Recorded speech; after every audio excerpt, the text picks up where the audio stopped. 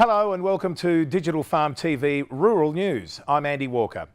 Australian wheat prices continue climbing as a result of drought conditions in the Midwest United States, driving down corn production forecasts. National Australia Bank Agribusiness Director Tim Glass has urged growers to closely monitor their expected yield and forward sold percentages to maximise returns. The corn and soybean crop in the US was one of the key world drivers of Australian wheat prices, according to the NAB. The crop there had been hit hard, with little to no rain for 6 weeks and high temperatures of 32 to 43 degrees occurring consistently across most crop growing areas. During the past 6 weeks, yield estimates for corn had fallen from 166 to 149 bushels per acre, with some suggestion the weather conditions could drive yields down to 140 bushels per acre within weeks. Australia, New Zealand and the US have all taken a big swipe at Canadian pork subsidies following the nation's admission to the Trans-Pacific Partnership at the G20 summit in Mexico.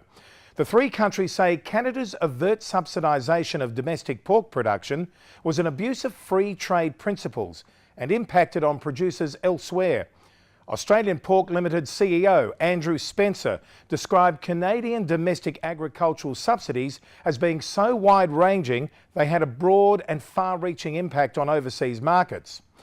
New Zealand Pork CEO Owen Simmons said Canadian farmers received a guaranteed return for their pork production.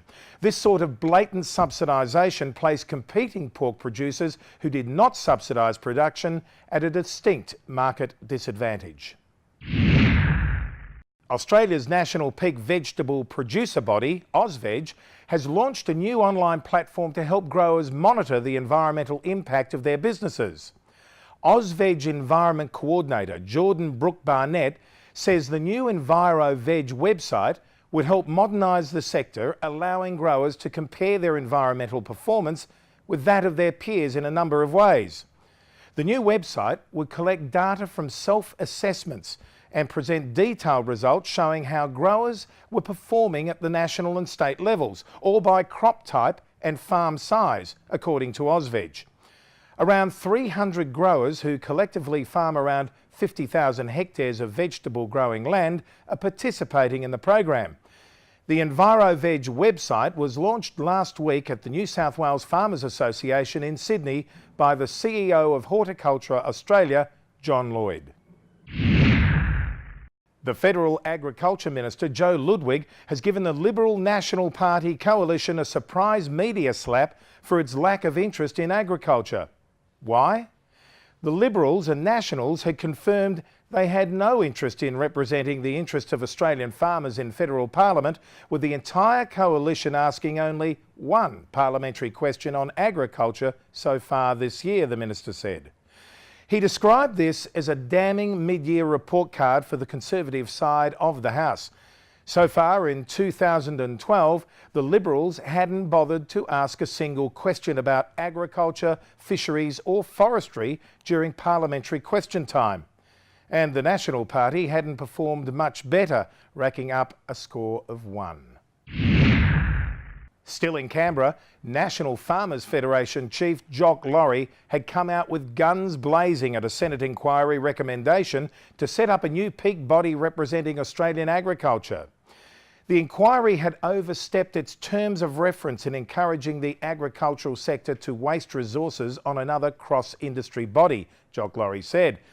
This was at a time when the NFF had achieved policy wins on foreign investment, had represented Australian agriculture at the Rio Plus 20 Forum, and had called on the Prime Minister to deliver new policies to ensure a strong and sustainable ag sector. The NFF had a powerful reputation, a strong and established relationship with government, and had a record of achievement with major outcomes for the business of farming.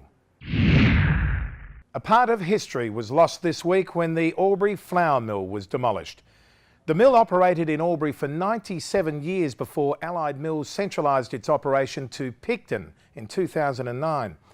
The New South Wales Heritage Council decided in November last year to take no action on an independent expert's advice that the brick mill and concrete silos were of exceptional state heritage significance and should be protected. Digital Farm TV was there this week for the final days of the mill. Finally, the weather. Last week, a series of cold fronts delivered crucial rainfall on cue for the areas that most needed it. The Mallee in Victoria, around Geraldton in Western Australia and Western New South Wales. A surface trough over Central Australia linked to a weakening low pressure system over southeast South Australia produced showers, thunderstorms and rain areas in Western Queensland, parts of South Australia, Victoria and New South Wales.